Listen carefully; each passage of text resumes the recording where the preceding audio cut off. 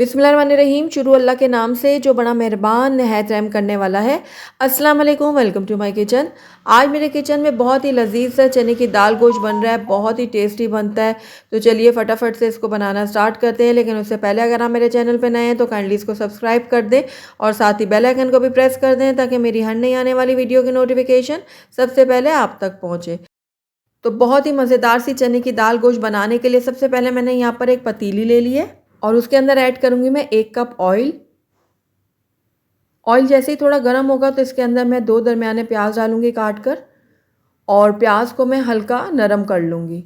प्याज को हमने कलर नहीं देना, बस हल्का सा नरम करेंगे हम प्याज को। तो कुछ ही देर में हमारी प्याज अच्छे से नरम हो जाएगी। ये देखिए, तो बस इस टाइम पे आकर इसके अंदर मैं गोश्त शामिल कर दूंगी। मैं यहाँ पर आधा किलो मटन का इस्तेमाल कर रही हूँ। आप चाहें तो बीफ का भी कर सकते हैं और चाहें तो चिकन का भी कर सकते हैं, लेकिन जब आप चिकन ऐड करें तो फिर पानी थोड़ा इसमें कम ऐड कीजिएगा। तो ये देखिए, गोश्त ऐड करने के बाद साथ ही इसके अंदर मैं 1 खाने का चम्मच भर के लहसुन अदरक का पेस्ट भी शामिल कर दूँगी। अब गोश्त और लहसुन अदरक को प्याज़ों के साथ मैं अच्छे से भून लूँगी।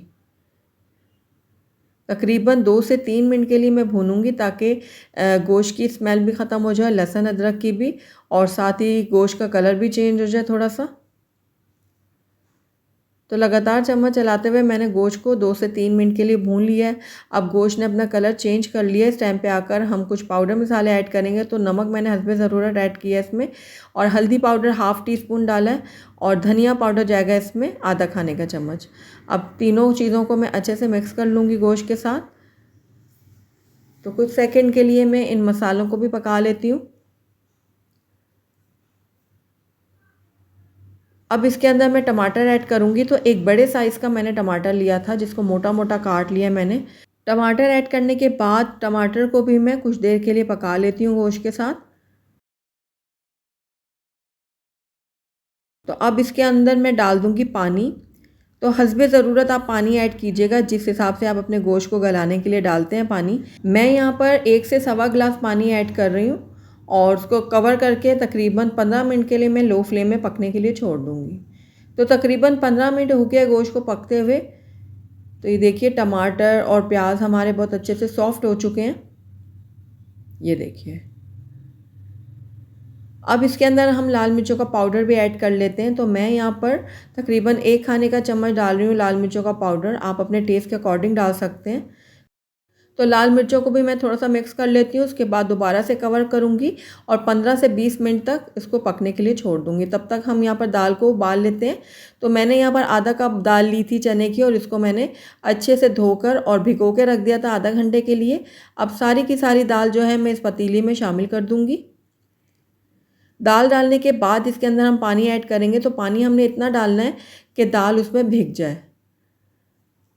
मिक्स कर लेती हूँ थोड़ा सा। उसके बाद इसको हाफ़ कवर करके तब तक पकाऊंगी जब तक दाल हमारी 80% तक कुक नहीं हो जाती।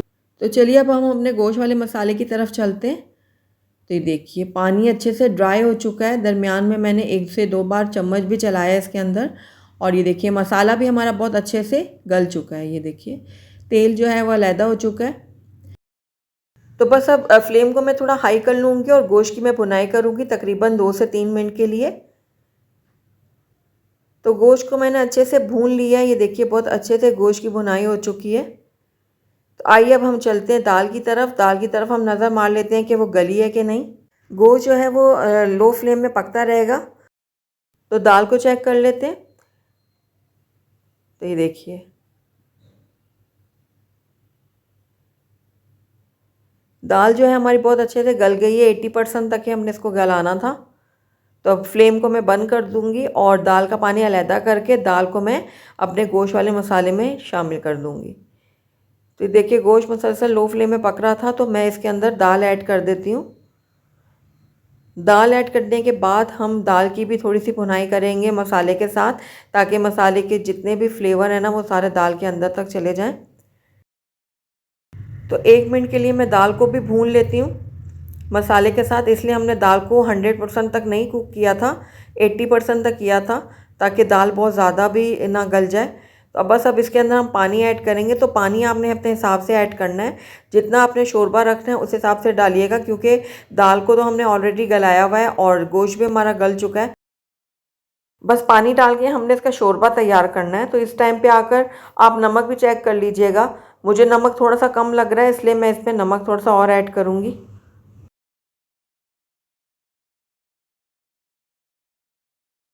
नमक ऐड करने के बाद इसको भी मैं मिक्स कर लेती हूँ थोड़ा सा, और साथ ही इसमें थोड़ी सी हरी मिर्चें भी शामिल कर दूँगी साबुत में। कवर करूँगी और इसको तब तक पकाऊँगी जब तक इसमें 2 से 3 बॉयल नहीं आ जाते। तो ये देखिए हमारे सालन में 2 से 3 बॉयल आ चुके हैं, और मैंने बहुत ज़्यादा इसको गाढ़ा नहीं रखा इस वजह से, क्योंकि मैंने इसको बॉयल राइस के साथ सर्व करना है। ये देखिए इतना ही गाढ़ा मैं रखूँगी। तो बस शोरबा हमारा बिल्कुल रेडी है। फ्लेम को मैं बंद कर दूँगी और इसके अंदर अब डालूँगी कटा हुआ हरा धनिया।